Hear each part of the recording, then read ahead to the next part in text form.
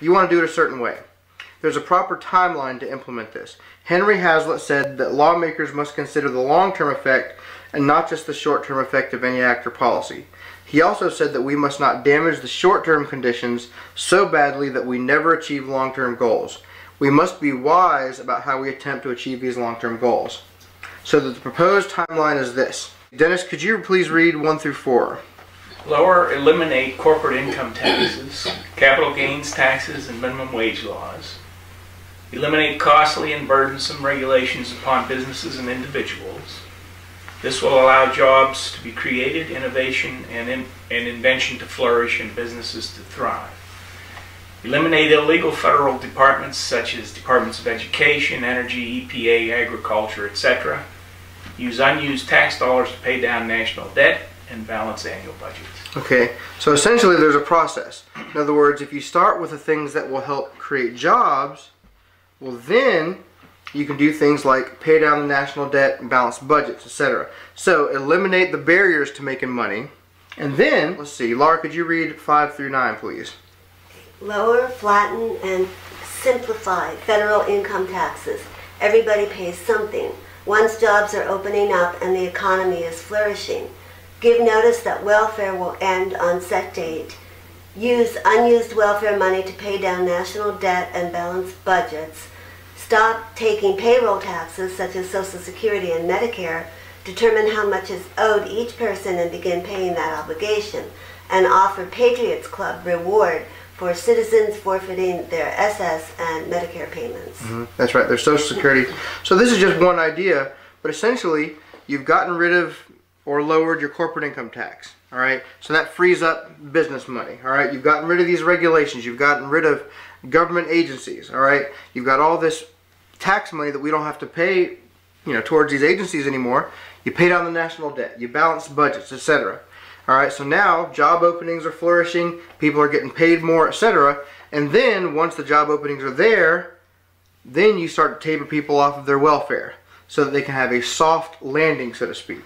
Not a soft landing on more assistance, but a soft landing into a job, you see.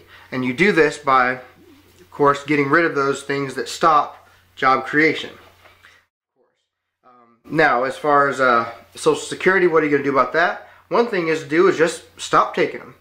Okay? Now, people that get it, what you do is, you say, all right, this is how much you owe you. You tally it on up, and you can either give them a check all at once, or you can pay them off over time, but you stop taking it, and everyone who you've ever taken from, you start paying it back. That way the government will never actually steal your money in that way. That way you don't essentially break faith with the people that you said will give it back to you one day. So you simply stop taking it, and now you've got all this money that isn't going towards the EPA and the Department of Energy and then all these other things. Use that money to pay it down. You can also offer some sort of reward, like a Patriots Club. Someone says, I've made enough money in my life, I will forfeit my Social Security payment to help our country. And maybe you've got a wall, like the veterans, and maybe you inscribe their name on the wall. These are patriots that sacrificed their own money to help balance our budget, to help pay down the debt. But you do something like this to actually fulfill the requirements that you've told someone you're going to give them back their Social Security money one day. But you also say you can forfeit it and be a patriot. But these are just examples. These are just options. James, can you read 10 through 14? Sure. Sell all unused federal land, buildings, and property. Use revenue from sales to pay down the debt. Continue to look for taxes which can be eliminated or lowered to foster productivity and freedom. Prevent public sector unions from existing in American government. Operate in a lean financial manner. Have strong military intelligence, counterterrorism forces. Secure borders and have more effective and efficient immigration. Okay, so do you know that if you cut the country in half and you go west, that almost half of the western United States is owned by the federal government? Yeah. I didn't know it was that. Yeah, so, well, it's some number like that. It's like 47% or something. But essentially the federal government has vast lands that are just untouched. And someone may live in a town with this huge plot of land there, and they say, well, I could build a shopping mall there, or I could build a subdivision, but you can't touch it. It's federal land. Did you know that roughly 95% of Alaska is federally owned? Yeah. Sell it. Okay, sell it. Put it up for bid. I mean, just 5 acres of land, is expensive. You can get, a few $100,000 depending on where you are. But sell huge swaths of land. You can maybe have requirements, say you have to be a U.S. citizen or you have to do this or that, but sell it. Sell it for the highest bidder. I mean, if we've got 95% of Alaska, sell it. Pay down the debt. Balance budgets. You've got half of the United States, in the West that's owned by the federal government, sell it. Sell it to the highest bidder. And then guess what? They can produce on it. They can turn it into productive land one way or another. But the point is that we have assets that are being useless right now. It's sort of like if you had 10 cars in your driveway and they're all running cars and you've only got, you can only drive one at a time. Let's just say that you're in debt. Why don't you sell 8 of your cars?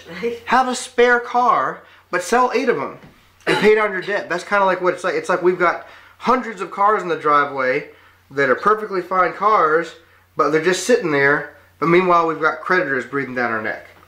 Sell assets. This is a totally normal thing. Secure the border. So this is the kind of thing we have to do. So my point is that this is not some sort of futile exercise.